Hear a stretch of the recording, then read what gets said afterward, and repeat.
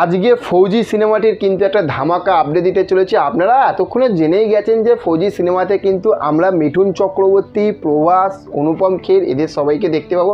কিন্তু আজকে এইসব আপডেট না, এইসব আপডেট অনেক আগে দিয়ে দিয়েছি। তো আজকে ধামাকাদার আপডেট দিতে চলেছে। এই জন্য আপনারা একদম ঠিক চ্যানেলে ক্লিক করেছেন, ঠিক চ্যানেলটাকে সাবস্ক্রাইব করেছেন। আর এখনও পর্যন্ত যারা সাবস্ক্রাইব করেনি ভিডিওটা আগে দেখে নিন। ভিডিওটা ভালো লাগলে অবশ্যই সাবস্ক্রাইব করবেন চ্যানেলটিকে। তো চলুন আজকের ভিডিওটা মানে ইনফরমেশানটা আপডেটটা আজকে শুরু করি। আচ্ছা, আপনারা অবশ্যই জানেন যে একটা সিনেমার কাস্ট যখন বড় বড় নেওয়া হচ্ছে এবং সেই সিনেমাটির কিন্তু প্রোডাকশান হাউসগুলো যাতে বড় হয়, তার কারণ কেন বলছি, প্রোডাকশান হাউস যদি বড় না হয় তাহলে কিন্তু যে একটা সিনেমার যে টাকা খরচা করাটা, সেই টাকা খরচা করাটা যাতে যে তাদের না আটকায়, তারা টাকাটা খরচা করছে এবং সেই বইটা যেন 100-এর মধ্যে 100% যেন রিলিজ হয়। কেন বলছি, তার কারণ হচ্ছে যে দেখুন, মিঠুন চক্রবর্তী বাপ সিনেমা বড় বড় কাস্ট নিয়েছে, আমরা জেনেও গেছিলাম যে সিনেমাটি মুক্তি পাবে, কিন্তু এখন কি হচ্ছে যে টাকার অভাবে কিন্তু বাপ সিনেমাটা মুক্তি পাচ্ছে না। কিন্তু আজকের কিন্তু এই যে সিনেমাটা ফৌজি, মিঠুন চক্রবর্তী, অনুপম খের, প্রভাস, এদের এই সিনেমাটি কিন্তু মুক্তি পাবে 100-এর মধ্যে 100%। কেন সেটাই বলছি। দেখুন, আপনারা আল্লু অর্জুনের সবাই অলরেডি এতদিনে সবাই দেখে নিয়েছেন। যারা সিনেমা হলে দেখেন আপনারা হয়তো মোবাইলে ওটিটি প্ল্যাটফর্মে দেখে নিয়েছেন, তাই না? যে কি পুষ্পা ঝুঁকেগা নেই সালা, মানে পুষ্পা 2, সেই পুষ্পা 2 এর যে প্রোডাকশন হাউস সেটা কি মাইত্রী মুভি মেকার্স।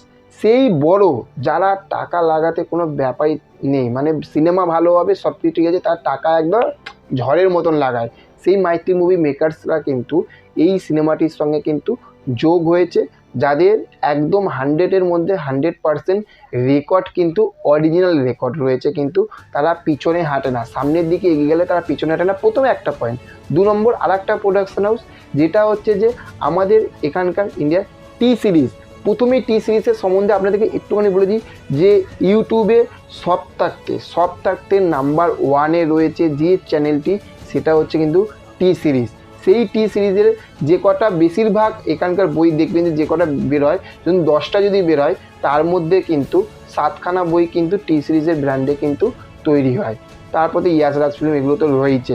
তো সেই রকমই টি সিরিজের কিন্তু এর সঙ্গে যুক্ত রয়েছে। তাহলে একদিকে মাইত্রী মুভি, একদিকে টি সিরিজ, আর তার সঙ্গে এত বড় বড় কাস্ট। তাহলে বুঝতে পারছেন যে ফৌজি এই সিনেমাটি কোন জায়গায়, কোন লেভেলে, কোন উচ্চতায় থাকতে চলেছে। এবং যেখানে শুধু মিঠুন চক্রবর্তী বলে না, যেখানে অনুপম খের, যেখানে প্রভাস এবং হচ্ছে আরও বড় বড় সব সাউথের ইন্ডিয়ার কিন্তু অ্যাক্টাররা থাকবে। সত্যি কথা বলতে এই বইটা যেরকম দিল্লি ফাইলস একটা মিঠুন চক্রবর্তী দেখার মতন হবে, সেই রকমই কিন্তু এই যে বইটা, এটাও কিন্তু একটা দেখার মতন কিন্তু এই সিনেমাটি কিন্তু হতে চলেছে।